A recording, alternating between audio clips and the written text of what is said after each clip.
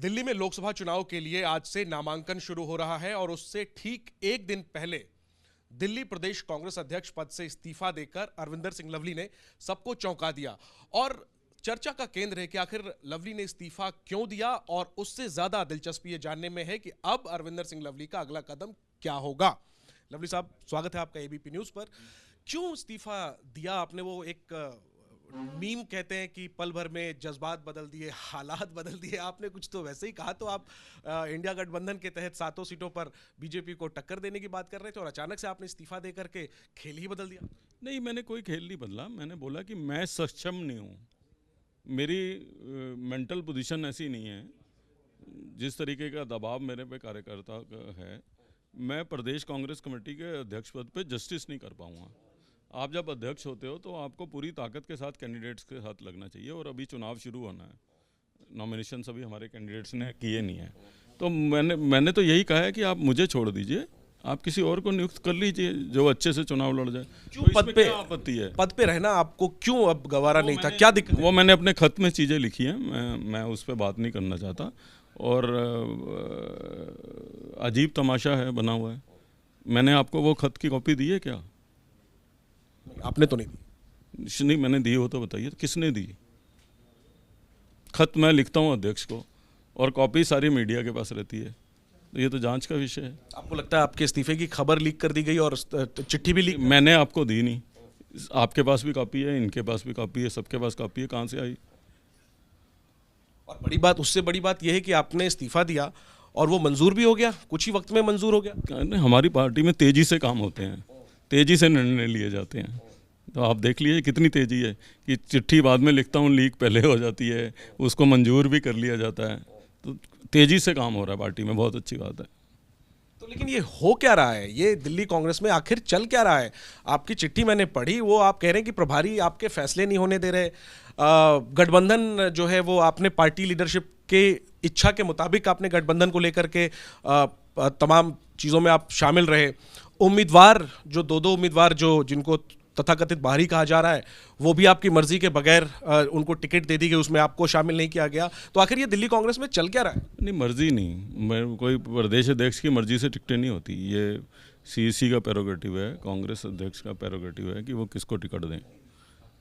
प्रश्न केवल इतना है कि प्रदेश कांग्रेस कमेटी के अध्यक्ष की इतनी गरिमा जरूर होनी चाहिए कि ऑफिशियल अनाउंसमेंट से पहले उसको इंटीमेट कर दिया जाए कि भाई फलाने लोगों को हम टिकट दे रहे हैं। मैंने ये मेंशन किया है।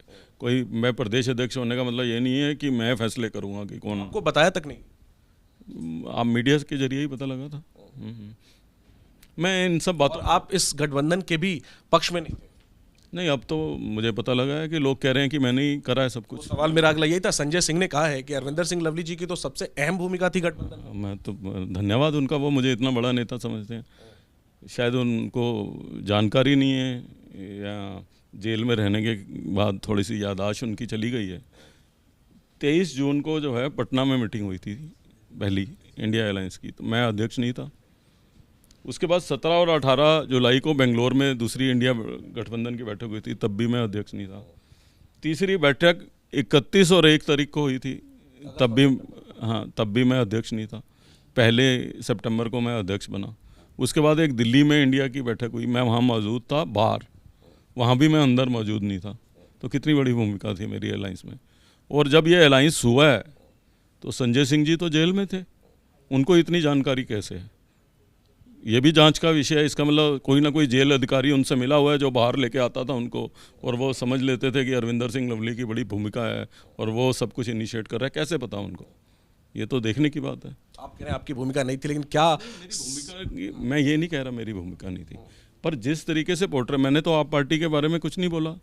मैंने तो अपने खत में ये लिखा है कि कांग्रेस के कार्यकर्ताओं की मूल भावनाएं आप पार्टी से अलायंस के खिलाफ थी, कि जो पार्टी हम पे करप्शन का चार्ज लगाती रहे, जिस पार्टी पे हमने कहा हो कि वो भ्रष्ट हैं, शराब के घोटाले में हैं, उनके साथ अलायंस नहीं करना चाहिए। मैंने कभी नहीं कहा, मैं कभी भी निजी हमले नहीं करता। मेरी पॉलिटिक्स में ये शुमार नहीं है। अजय माखन ने बोला कि नहीं बोला?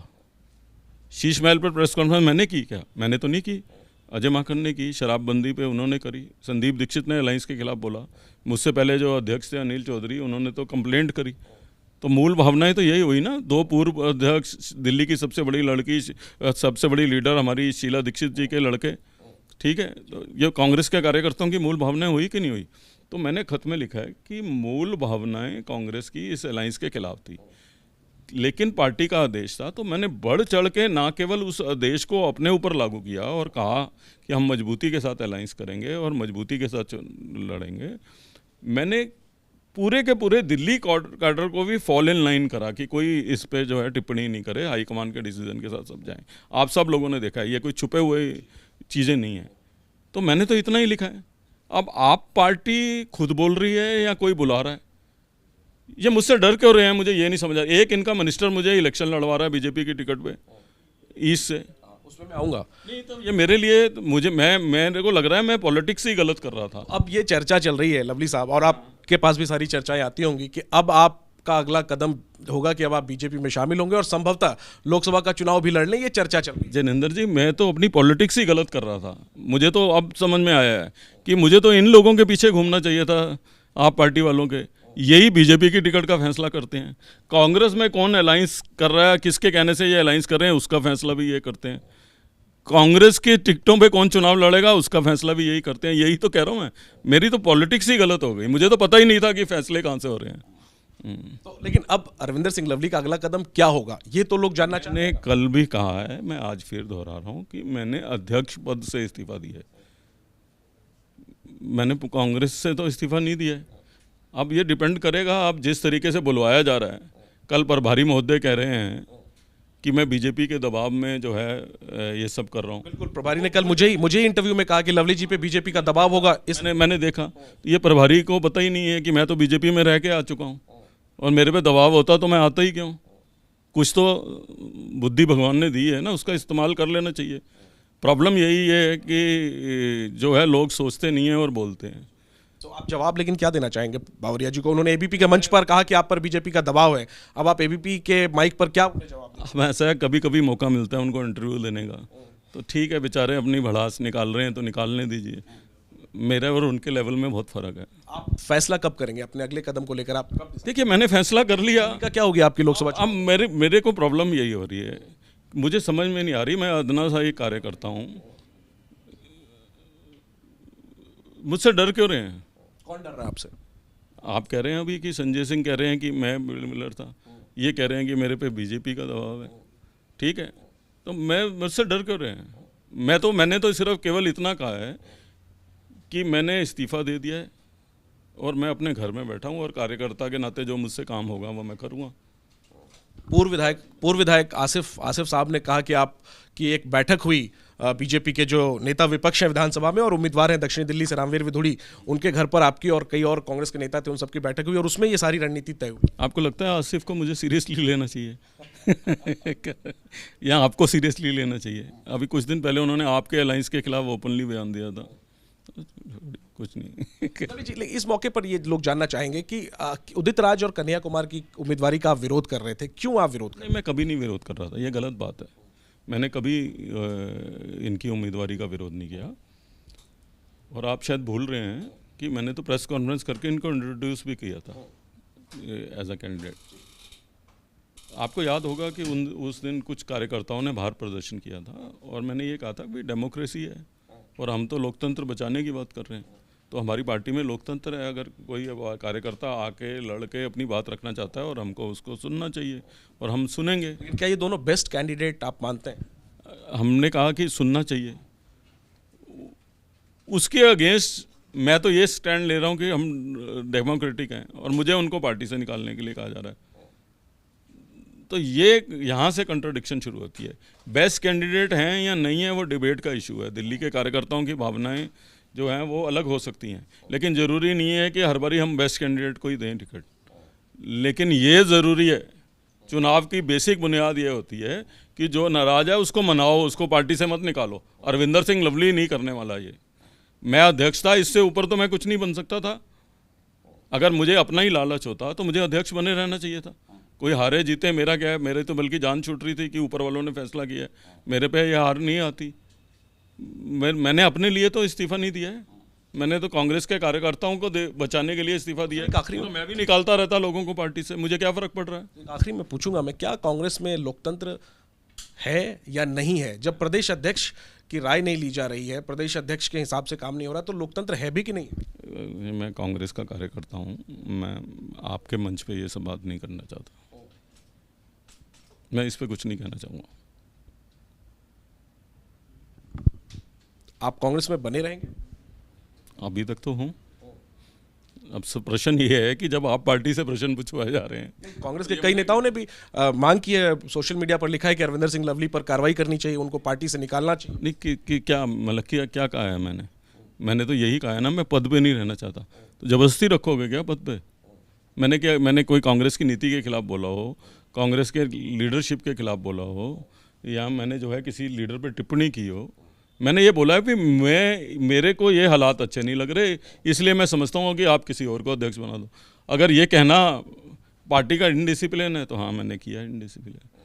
अब चिट्ठी किसने लीक की, उसके खिलाफ एक्शन मत लो, मेरे खिलाफ लो। तो आज की तारीख में आप क्या स्थिति देख रहे हैं? दिल्ली की 7 सीटों पर क्या स्थिति आप देख रहे हैं?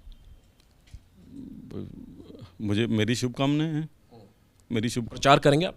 जो कोई बुलाएगा तो जरूर करूँगा। और पार्टी में बने रहेंगे तब तक जब तक पार्टी अपनी तरफ से अब ये कार्यकर्ता रहने देंगे तो रहूँगा।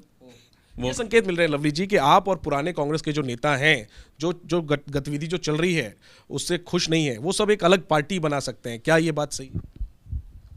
अब मैं तो आपसे कह रहा हूँ, मैं कांग्रेस का कार्यकर्ता हूँ और इनसे कह रहा हूँ डरो मत। किनसे? जो मुझे डराने की या जो घबरा के मेरे खिलाफ बयान दे रहे हैं, डरो मत। किनसे आप कह रहे हैं? दर्शकों को जानना जरूरी है कि आप ये किनको जो कह रहे हैं कि मैंने अलायंस किया है, जो है कह रहे हैं मैं बीजेपी से के दबाव में कुछ कर रहा हूँ, तो उनको कह रहा हूँ डरो मत। एक आखिरी बात स्पष्ट बताइए, आपने पद क्यों छोड़ा? इस अलायंस के खिलाफ या आला कमान के तौर तरीकों के खिलाफ, या आपको टिकट नहीं मिला इसके कारण? आपको लगता है कि कोई एक फैक्टर होता है जब आदमी जो है इस्तीफा देता है? सारे कारण हैं। मैं पब्लिक फॉर्म पे इस पे बात नहीं करना चाहता। मैं ऑलरेडी अपना खत लिख चुका हूँ और मेरे कुछ दोस्तों की मेहरबानी से वो चिट्ठी आपको लीक भी हो गई है।